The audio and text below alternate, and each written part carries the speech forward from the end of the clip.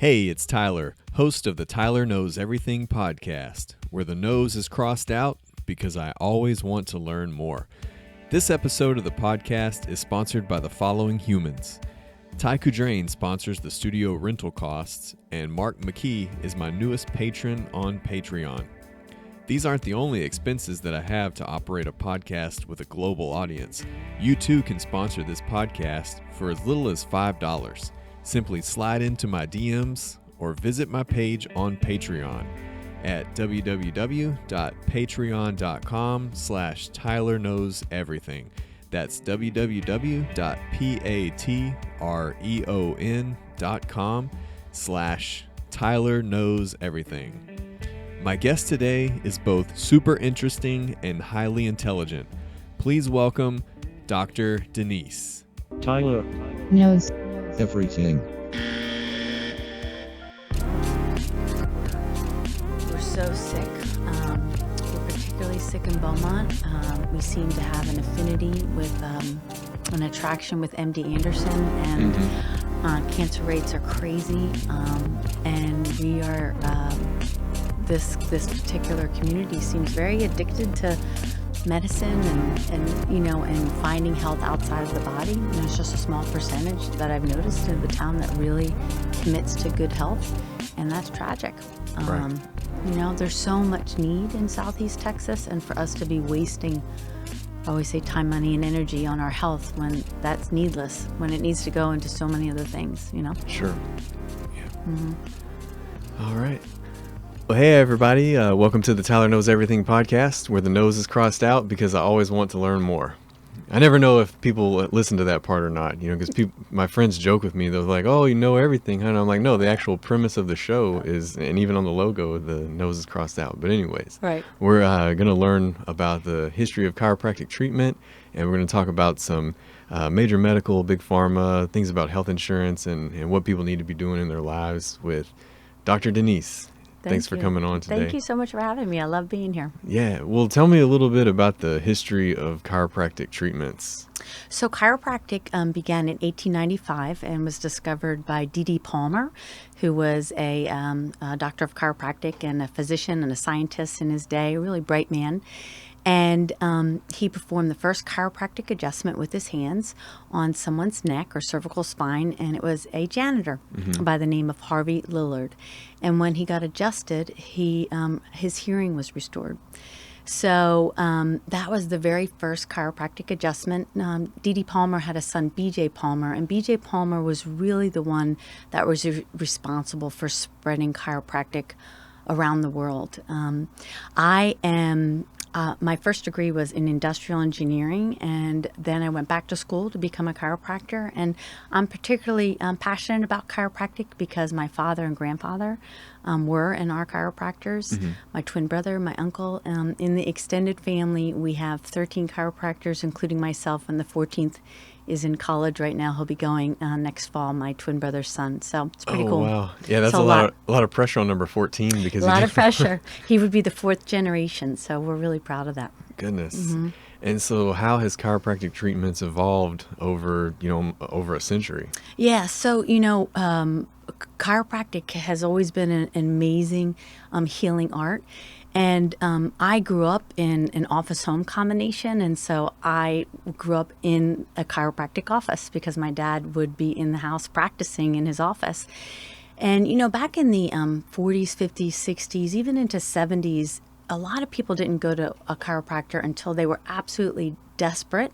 It would be their last ditch effort. And it wasn't just back pain, it was for everything. And so I have to say, as a child, I saw a lot of miracles come in and out of my dad's office.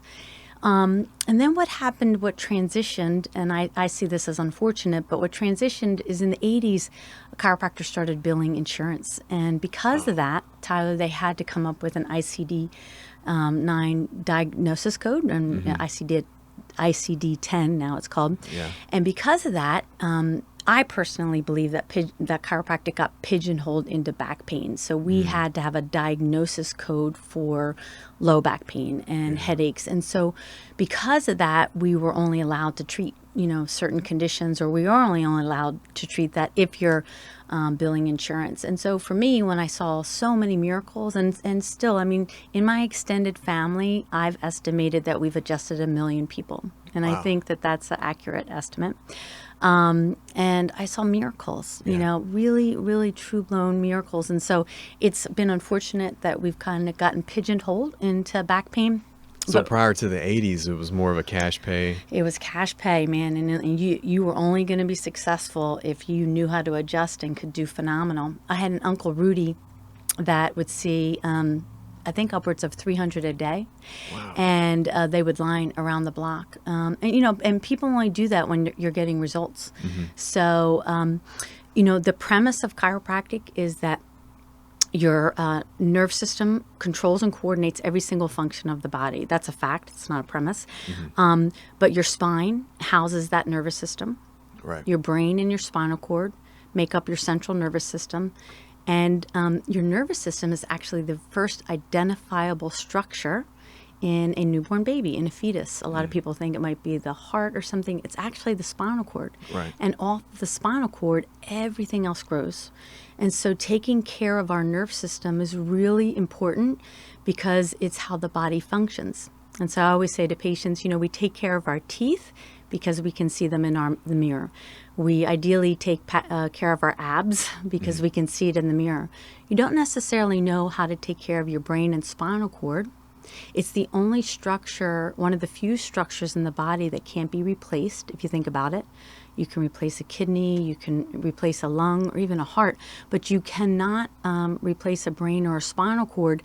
And we can't still heal a severed spinal cord, right? We're kind of getting there, I guess, with some stem cell research. So it's just a really important structure to take care of, and that's what chiropractors do. Yeah, that's a good way to look at it. And so we just, I try to get patients out of this, it's all about back pain. It's about restoring the function of the nerve system. And I'll shut up in a second, but a great analogy that I give is that when you get adjusted by a really great chiropractor who can adjust well, it's like hitting Control-Alt-Delete on your computer. It reboots the nervous system and it brings everything back online. And that's how it can really have a ripple effect on so many different health conditions or lack thereof. I have a lot of patients that come in to get adjusted, just as I have been since birth, with no back pain. I get adjusted because I want to function and feel better. Yeah.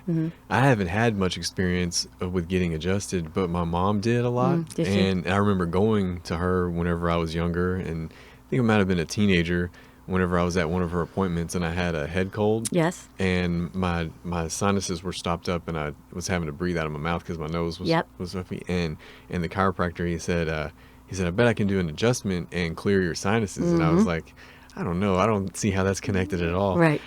So he popped my neck both ways. Yep. And it does. Yeah, right. the pressure went away. So there's two reasons that happens. Is one, when you get your cervical spine adjusted, it can open up the eustachian canal. So truly to like anatomically open up the sinuses a bit. But then the other thing is, keep in mind, again, the nerve system controls and coordinates every single function of the body, and your immune system is part of that. So when your neuroimmunological system is working correctly, you'll be better. And I have personal proof of it with my extended family. I'm knocking on wood, but you can't compare the health of my family to the average American family because we have not been sickly, and I know from the bottom of my heart that chiropractic is a big part of that. My own two sons, who are now 21 and 23, they didn't have the ear problems. They didn't have the fevers. They got some when they were little. They didn't have the allergies. The first time either one of them even needed an antibiotic wasn't until high school when they got MRSA from football. But that's miraculous because most kids in the first 2-3 years of life have already been on a half a dozen rounds of antibiotics. So I saw it personally with my own sons. And when I graduated Chiropractic College, I'll never forget, my mom said, Denise, if the only reason you graduated was to adjust your own children, it would have been enough of a reason. And she was right. Yeah, it sounds like their immunity is really high. Really high. Yep. What do you typically do for your personal nutrition?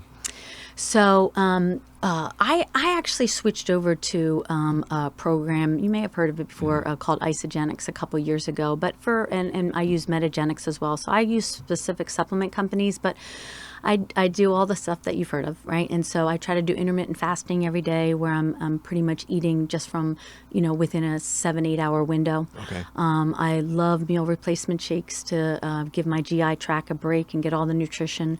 As much as I really want to eat 10 servings of fruits and vegetables a day and eat organic, that's not going to happen.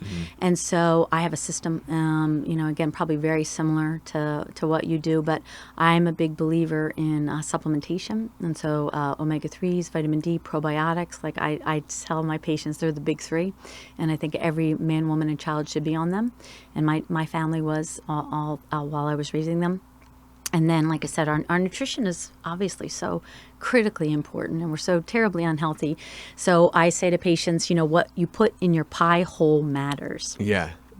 What have you seen with athletes that get chiropractic treatments? So they're just the best. And it's, if you think about it, it makes sense. And so a big thing that we educate patients on is good posture. Right. And so we're designed to have beautiful posture. We're designed to have 3 curves in our spine, if you look at it from the side. And those curves are there to absorb our body weight and the weight of gravity. They act as a spring. Just like in your bed, you have springs, your body has a spring. Those springs are there to absorb gravity and your body weight, but they also cushion the discs. And so you're designed beautifully with these curves. We're designed that our head is over top of our shoulder, is over top of our hip, is over top of our knee, is over top of our ankle. And we're designed that way. But if you look at what people look like today, nobody looks like that. Right. And so everybody's familiar with this word text neck, but we are not designed, number one, to sit. They say sitting is the new smoking. And we're not designed to have our head in a forward flexed position. Looking like down. We are 10, 12 hours a day on our phones and our computers.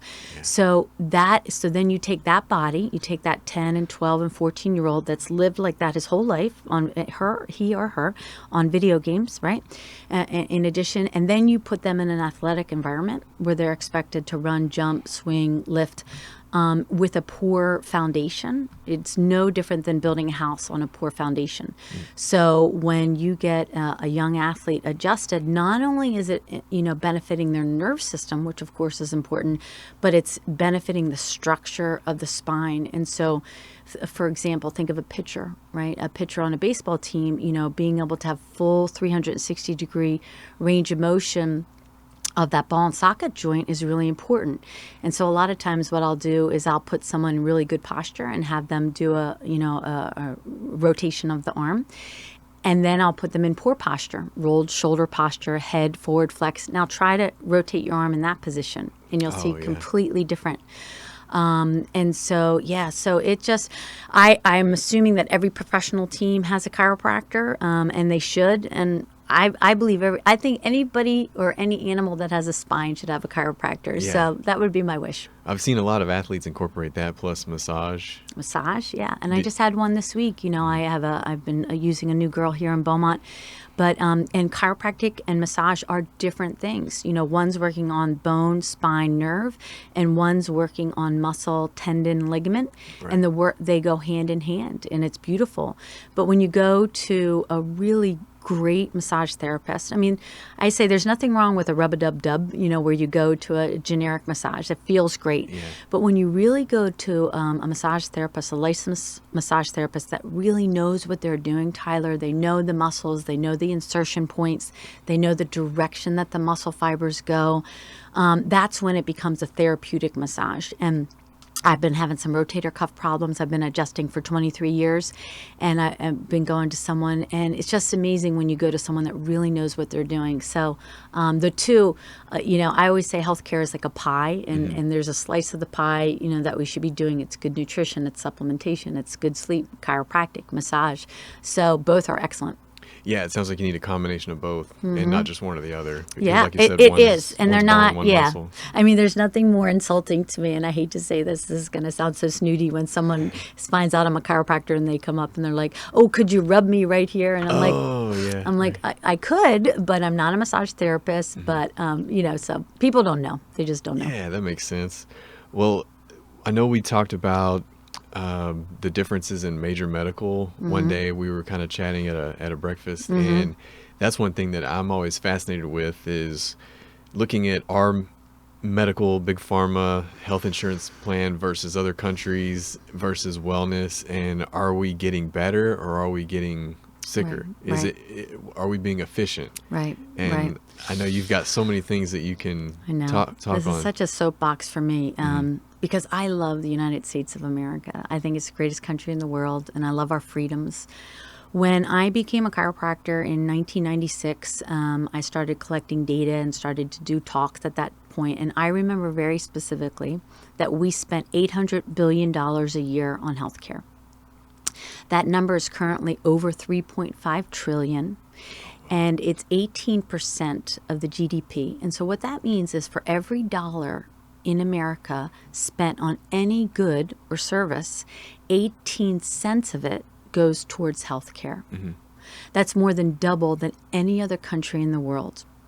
Now, if we were healthy because of it, if we were the healthiest country in the world, I would say money well spent. But we're not. We're in the bottom quartile in so many areas. And that is because we set up a system that works from the outside in versus the inside out. And so rather than getting to the cause of a problem, we would much rather address the symptom or the outcome. So a very common example is heart disease. 95% of it completely preventable with stress modification, diet, and exercise. We know that.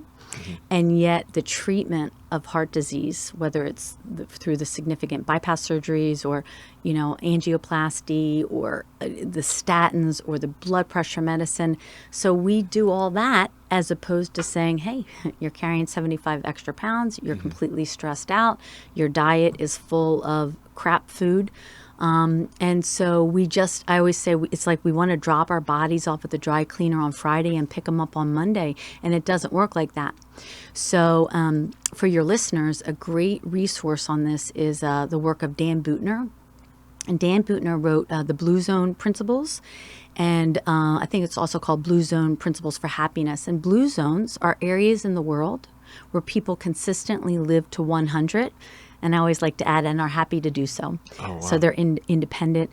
And he lists out all the things, the common factors that people in these areas, the things that they do. And it's all very similar things. Unfortunately, there was only one area in the United States. It? Yep, Oh, and that was in Loma Linda, California. Okay. But outside of there, there was Sardinia, Greece, and Okinawa, Japan. And Costa Rica, and it's all the stuff that we know, but of course diet and nutrition and exercise and having purpose and simplifying your life, and there's all the things that we know, but for some reason in America we're just really fixated on quick treatments. Of course, big pharma, it just runs our government, and this is what I say about pharmaceutical drugs. Yeah. There's a time and place for medicine. Just not every time and every place. Yeah. Okay? And so the average senior citizen, I believe I read this week because I wanted to look up some specific statistics for you. The average senior citizen, and I don't even like to use that word, so because it's anyone over 65, is, I believe, on 6 prescription medicines a day. Oh, yeah. That's a lot, And my goal, I have lots of good healthcare goals, but one of them is that I stay independent right up to, God calls me home. I don't want my children to have to take care of me. I don't want them to have to pay for my medical bills and pay for my assisted living. And I just want all the listeners to understand that what we do in our 30s, 40s, and 50s really matter, and it really will determine where you will be in your 60s, 70s, and 80s. Because I guess statistically, humans are living longer, but their quality of life in those last 20 years sometimes is just like almost bedridden. That's correct. You've got these nursing homes of people that are just they're just basically a sack of organs. Yes, You know, yes. what are And they so, doing? yep. Yeah. And so it's the difference between quantity and quality. Mm-hmm. And there's a term for it. It's not coming right to me, but basically what the term means is that how many years do we live where we're alive but we're sick? And I believe in America it's 10 years. So that's a long time to be sick and just waste away in a nursing home or assisted living facility. I encourage everybody to go sit in one if you don't have a family member there, just to see where you're headed if you don't start making some changes. Yeah, I was really hoping that more of my adulthood we would have more common stem cell treatments, which right now I think in the United States it's only for intramuscular injections. Right. Maybe say you have a sore shoulder or a knee, but you can't get intravenous stem cells. Right. There's a doctor in Dallas. It's cellmedicine.com. But for the treatment, you would have to fly to Panama Right. and receive the treatment. And Yeah. it's at this point it's too expensive. It's mostly professional athletes with big contracts, or the one I heard about was Mel Gibson's dad. Yeah. You know, he was in his 90s and had a low quality of life, couldn't get around, and now he feels 20 years younger but he's able to afford that treatment. And Yeah. it's not really mainstream yet. It may not be in my lifetime. I don't know. It might not be. I really wish that they could hurry up and you get that in the United States. You know, I mean, the reason is there's just not enough money in it. And a lot of times we come up with these lifestyle medications where the goal is, I mean, imagine you get a customer for life when you put them on a blood pressure medicine. Stem cell research might not have that long-term dollar, if you will, because you might cure the patient too soon. Yeah, those medications have worked their way into Super Bowl commercials. Absolutely. And so, you know, I mean, you take one medicine, like let's take these autoimmune drugs that are out now. They're billion-dollar drugs.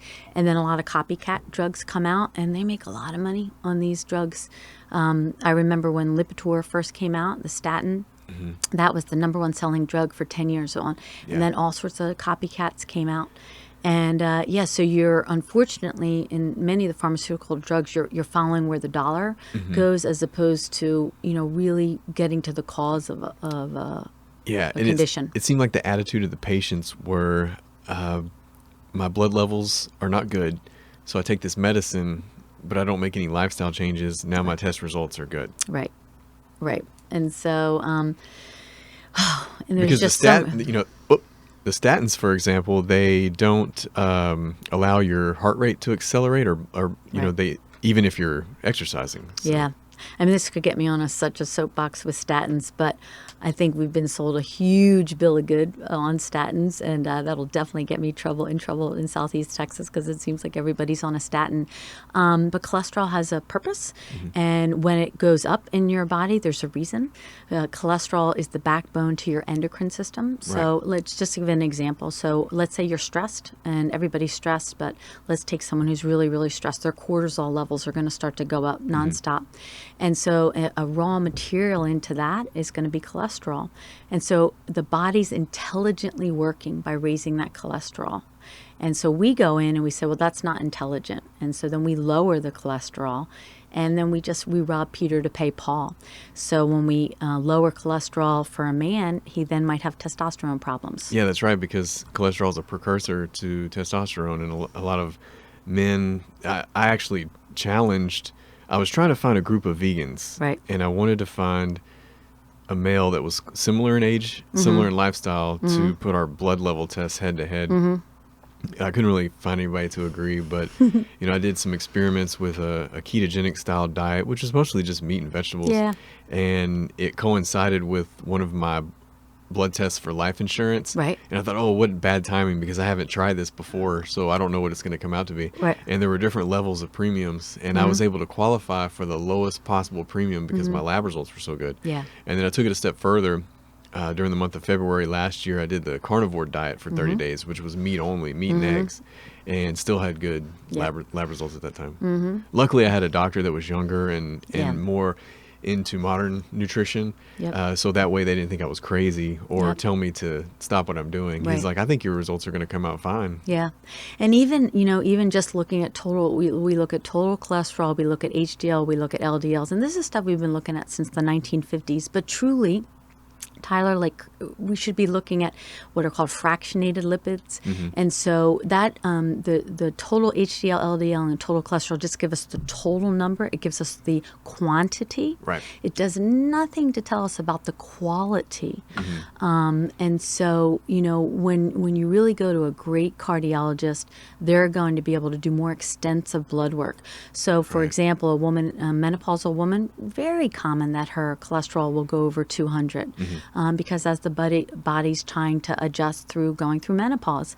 And so that's the type, and yet they'll go into the doctor and man, they'll be on a statin in a heartbeat, as opposed to saying, well, what are her HDLs? What's the quality of her HDLs? So, I'm just, I will take a medicine if I have to, and if I need to. I just haven't had to need to for quite a while.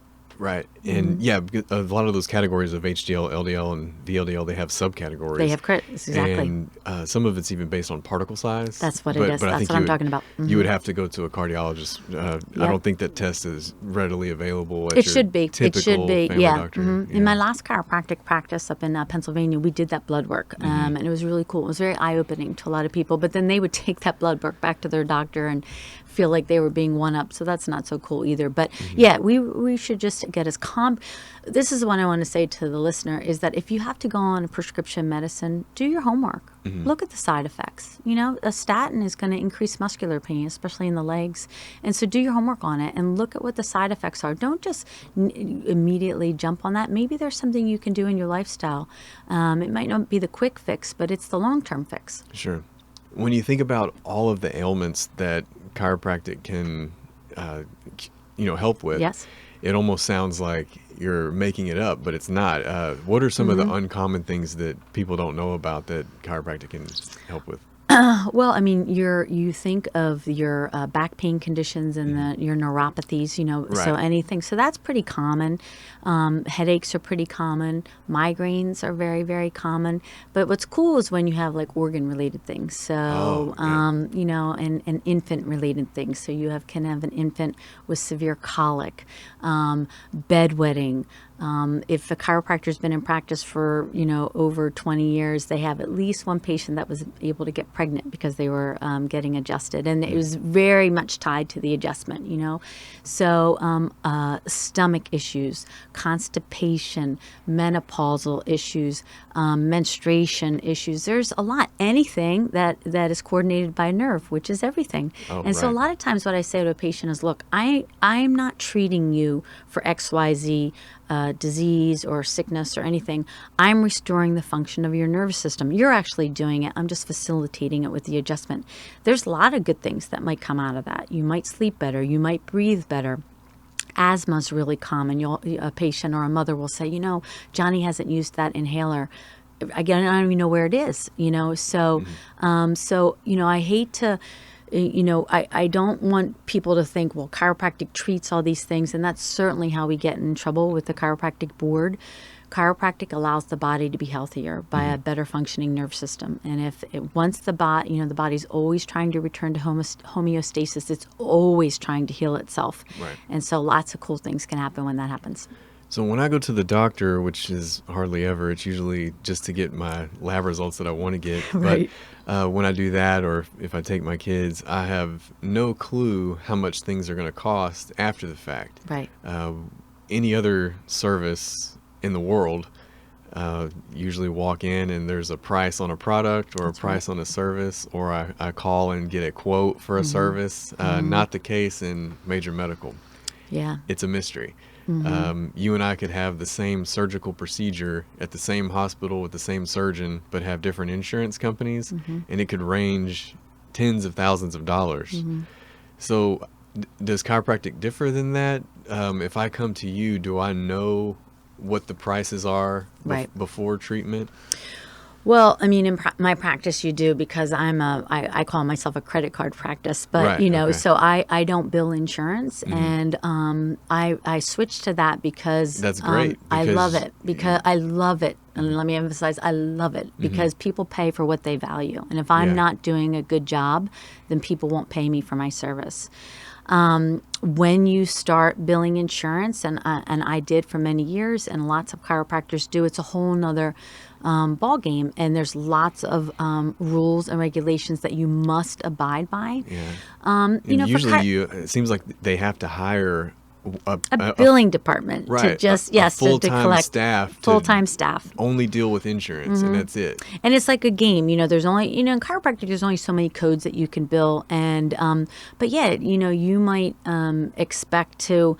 When you get that first what's called explanation of benefits, EOB, back from your chiropractor, you might be really surprised at all the things that were billed. And to the defense of chiropractic, we're not billing thousands of dollars. Right. We're billing, tens of dollars, so we might bill $100 service, multiple services, and get paid $28. It's really hard to make a living that way. And so for chiropractors, it's all based on volume.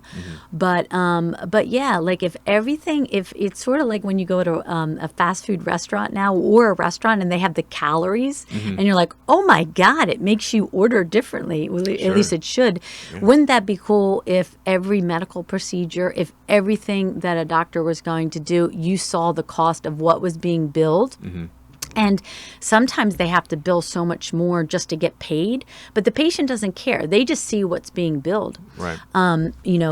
Medical bankruptcy is the number one reason for bankruptcy in this country. And you could have one very serious condition and easily have $3 million billed to your insurance company. Right. So, in these big hospitals, I mean, they got to make money, and so they got to bill, and that's why you're billed, $250 for an aspirin.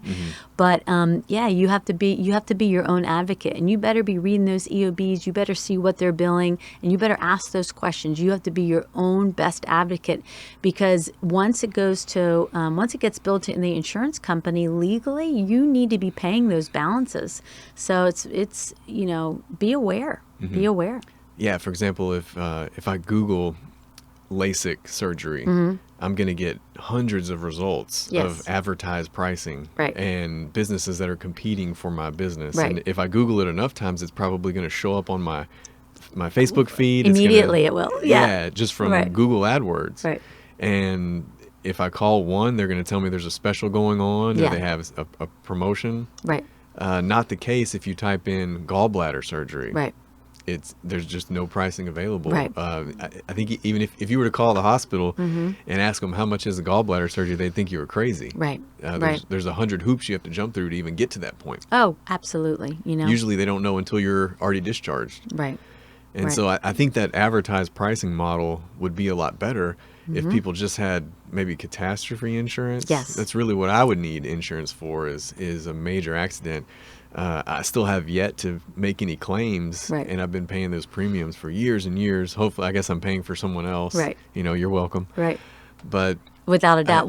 I have a funny story with that. So chiropractors are often, we have to pay for our own health insurance out of our pocket. And so you're many a small times, business owner. So. Yep. And so many times we'll have real high insurance deductibles, $5,000, $10,000, and still be paying, $800 a month for it. So when my children were little, we had high deductibles. In particular, it was a $5,000 deductible, and we had, two, sports kids, and they were out there always playing. Well, frequently, I would go in the backyard and yell, $5,000 deductible, boys. And they knew what that meant. That, no, it's not, you get hurt. We're paying $5,000. And you know what? It did make them a little bit more aware of being just absolutely goofy and where they're going to get injured. And so, because there's some things that you have to go to. Of course. Broken bone. Yeah, without a doubt, if you have a fever, there's people out there and to each their own, but they'll go to an urgent care after hours for a headache or a fever. I'm not going to do that. Right. I know what to do. I can diagnose myself. Right. But if everybody, again, and this will probably sound judgmental, and it is judgmental, but when I'm in the grocery store and I look at someone's cart behind me and it's full of junk, right? Soda, like junk. What I want to say to that person, and I never do, because I probably get punched in the face, but I want to say, I'm paying for that. And the truth is, we are all paying for it. Because of the $3.5 trillion that we spend a year on healthcare, 50% of it is paid by the government. And that's your and my taxes. And so if we could just feel that pinch a little bit more and recognize that this healthcare crisis is all of our collective problem because we're all tax-paying Americans. And this is, and we're, I always say, literally throwing money down the toilet by not being and choosing to be healthy. And, people, it's so hard. It's so hard. Yeah, life's hard. We have to make difficult decisions. Yeah, it might be hard getting up at 5 a.m. and getting to that gym 3 times a week. Yes, it's hard eating at home versus running through, swinging through the takeout. That when I'm driving down Dowling, here in Beaumont, and I look at the fast food chains and I just see the line wrapping around the building at lunch and at dinner, it makes me want to cry. To whip up a healthy dinner is not difficult. It just takes a little bit more effort, and it needs to matter. Yeah, there's really nowhere that you can get a grilled chicken breast and vegetables in a drive-through. Nope. It's very hard to find. Yeah, you can, right? But I can't tell you the last time I was at a drive-through for a meal. It just... that's why I love meal replacement shakes, because that's my fast food meal. But like today, I took a roasted chicken, can of corn, can of beans, some avocado, and some salsa, and voila! Like 3 minutes later, I have lunch. It's not difficult. We just have to put a little bit more effort into it, and ideally that behavior would be rewarded with good health. I just wish it was on the cover of the newspaper every single day of how making these good health choices has such a dramatic impact. You look at the cancer rates around here, they're skyrocketing. And just take breast cancer, for example. Eating correctly, low sugar, low alcohol, has substantial reduced chances of breast cancer. And that should be on the cover. Your waist size is directly related to breast cancer increased risk. That should be on the cover of the paper every day. Yeah, I get a little nervous about living down here with carcinogens in the air because I didn't live here my entire life. I got here in 2005, and I know that I'm going to be in this area for, several years for sure, as the kids are growing up. But I think about, what would my life expectancy be if I lived in Sedona, Arizona, or something. Right. Well, certainly environment is part of it. There's always genetics are part of it. And so we focus on what we can control. And there's so much that we can do to reduce our cancer risks with good eating, low inflammatory foods, exercise, stress reduction, good quality sleep, plenty of water, steam, saunas. Like there's things that we can do to reduce our risk, and we should do them. Yeah, I've really enjoyed the benefits recently of dry sauna. Yeah. And taking your body to those extreme temperatures. And I haven't really paired it yet with the off and on of, going from sauna 1 minute to like a cold ice bath or cryotherapy the next. But yeah, sauna seems to be really beneficial for many things. Yep. In the past, you would just typically see the guys in the gym working out and the older men in the sauna not working out. And so it kind of got a negative connotation, That's like right. they're just going in there to sweat. But then some legitimate health data and research came out of regular, 2 days a week versus 3 days a week. Right.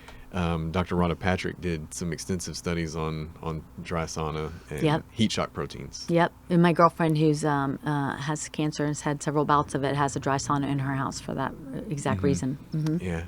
Well, why don't you tell everybody where they can find you? You've got several outlets on media and content creation and things that you're working on. So my business name is A Dose from Dr. Denise. And so that website literally is A Dose from DRDENISE.com. And that's my Facebook page. On Instagram, I'm Dr. Denise C. But what I really want to share with your audience is that every Sunday I either record a video or I upload something inspirational. I always say that my purpose is to inspire, teach, and show people how to release their God-given health and life potential. And so I'm always thinking of things to inspire people to live healthier. And so every Sunday I make a post to my Facebook page and it uploads to my YouTube page. I have a local chiropractic office, and that's on Calder.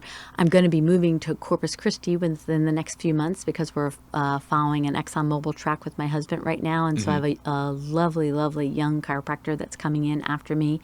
And but yeah, A Dose from Dr. Denise. If you just Google that, you're going to find me. Easy. Great. And then are you working on a book you mentioned? Yeah, so I'm about 80% complete writing a book called Enjoy. So small e, small n, Joy. And the goal is just to educate people on how to live a full life, joy-filled life. And, it doesn't mean that it's free of hardship or tribulation or trials. And it doesn't mean that we're chasing after happiness every single day. But I really do believe that every day, when lived in the present moment, is joyous. And a lot of people don't know how to do that anymore because the news outlets, the world is really a toxic, stressful place, and that's not how we're designed to live. Right. And so my goal is, my mission and purpose in life is to just teach people how to be joy-filled. And you know what, Tyler? Health is a part of it, because when we're healthy, we stop focusing on ourselves. We're not thinking about our knee pain, our headaches, our migraines, and we can think of others. And so health is a big part of being joyful. Right. You can't take care of someone else unless you can take care of yourself. Yeah. So the proverbial put your oxygen mask on first really applies when it comes to health. Yeah. Well, I've had 2 authors on in the past. One of them did traditional publishing and one did self-publishing. Which route do you think you're going to go? So I'm going, my goal in 2020 is to get it published traditionally. So, I can always get it self-published. And, Right. but my goal is I really want to see if it's meant to be. So that will be my first goal. And there's several, it would be in that self-help genre. Interestingly, I'm co-writing it with a young millennial girl that's very similar to me. And so we're taking the topics, but from a couple decades different perspective. So I think it's excellent. Yeah, that's going to be exciting. Any other areas of content creation that you're thinking about exploring? Well, I mean, we cover a lot, everything from our alcohol addiction to learning how to forgive, how to learn how to live in the present moment. I mean, we really tried to cover everything that I would put under the umbrella of mindfulness. And most people literally don't know how to be here now. And we hear it, it's a catchy phrase, but most people are bringing the past forward or, living in the future. And Wayne Dyer says that, I love this line. He passed a few years ago, of course, but kind of the father of motivation and self-help. He says that our thoughts create a bastion of energy that we radiate outwards to become the circumstances of our lives. Yeah. And so our thoughts matter, and we really, really should be in control of them, and you can be. Oh, yeah, for sure. Positive energy can affect your immune system. With 100%. We literally worry ourselves sick. You can. And our body is designed miraculously. And it's pretty cool what God has done for us, and we just have to open up to that and recognize just what miracles we are. What's your opinion on the new fad of CBD oils? So that's exactly what my opinion is. And I know I shared this with you before, but I stopped drinking alcohol a couple years ago. I was not an alcoholic. I just didn't see it as making me better. Right. And I don't want to put anything in my body that could become addictive. And I recognize that CBD oil might not be addictive and whatever. But the bottom line is that we either smoke pot or take CBD oil or a form of it because we're in pain or because we're under stress. I mean, there really is the 2 reasons. And so what I want to do is find out why. Why am I in pain? And what are my sources of stress? And so I've decided personally that I don't want to consume anything, if possible, to treat something in my life. And so I've just held off on those products. I'm sure they work. I'm sure they're great, but I'd rather see someone sit in meditation for 10 minutes, get a massage, get adjusted, have low inflammatory diet. Let's focus on that first. Yeah. Are you much on coffee? I do drink coffee, especially since I gave up alcohol. But yeah, I mean, the coffee, of course, it's the cream and sugar that we add to it. And so, if you're drinking a couple cups of black coffee a day, the key is to offset it with how much water you drink. So to ensure that most people are dehydrated and not getting enough water. But, I'd love to see people focus more on alcohol reduction. It's a big, it's the number 1 addiction in the world, and it kills a lot of people. Yeah, it's amazing that alcohol and tobacco products are still mainstream legal with very little limitations. It's brutal. You could walk into any store and buy enough alcohol to kill you. Yes, you can. And it's one of these things that I personally believe society's been sold a bill of goods on it. We are absolutely sold that alcohol is necessary to enjoy life, to have fun at a party. I was sold that bill of goods, and I just woke up one day and said, I don't believe it anymore. So I'd love to see our nation change and the world change. A lot of people die because of alcohol. I mean, just imagine, a mother that's lost a child because of it. So, or a father. That's going to take a long time to change. But if your listeners are interested, the book that I really recommend is called This Naked Mind by Annie Grace. And if you're really interested in just getting off this alcohol and changing your mindset about it, and not thinking that it's such a big deal, because it's not that big a deal. Just stop drinking. Yeah, with anything that's unhealthy, I always try to imagine if you could clone yourself, right? And one of you lives a healthy lifestyle and the other, partakes in things that are unhealthy. Which one's going to have the better life? Right. Well, it's this whole field of epigenetics, right? So everybody, we're so what gene, but how does the environment play on your genetics? So I always say that, your genetics is the gun, your lifestyle is the trigger, and so you can't change your genetics. Have you ever done the 23andMe test yet? I haven't. I got a kit for Christmas. Really? And so I just sent it off. Wow. And it's processing right now. Cool. And it's very in depth. Yes. Of the things that they say that they're going to work on. You have to consent to several different layers. Yeah. And I just consented to everything because it's so much. That's awesome. The level of science that they're working on, I'm very curious to see what all is. Despite just, where I came from or what ethnicity I am. Most of that I think I know. I'm interested in the scientific genetic health research. And then they take it a step further and ask you, I thought it was going to take about 10 minutes. It almost took 2 hours of lifestyle questions. And what they're doing is they're gathering metadata from all the participants. And they're encouraging you, they're every time you finish a kind of a session, you've answered this many questions more than other, because they want you to get to 100%, so they can pull that data and take my age, my weight, my height, my analytics, and my DNA, and compare it to my lifestyle, because it's asking, are you a smoker, are you a drinker, what types of food you eat, how often you exercise, how much sleep you get. Getting enough sleep is one that can prevent Alzheimer's. Yes. That's another soapbox we could get on, is the dementia and the Alzheimer's. But, ultimately, all disease can be treated with, at least improved with lifestyle. And Alzheimer's, and what's happening with our brain aging. They say that the first brain changes happen 20 years before the first symptom.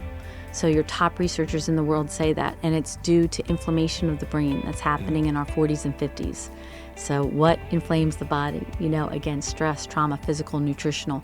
So the time to treat, quote unquote, Alzheimer's is not when you're in your 70s, because they haven't found the magic pill for it, and it doesn't exist, because it's a combination of factors. It's in your 40s and 50s. Right. Well, thanks so much for coming on, and wish you well in all your endeavors. I know you're going to do great out there. For 2020, I'm going to be drinking water, exercising, and getting enough sleep, and having positive vibes going around. I love it. And see a chiropractor. Get a chiropractic adjustment. Very good. Very good. Thank you for having me on. All right. Thank you. See you next time.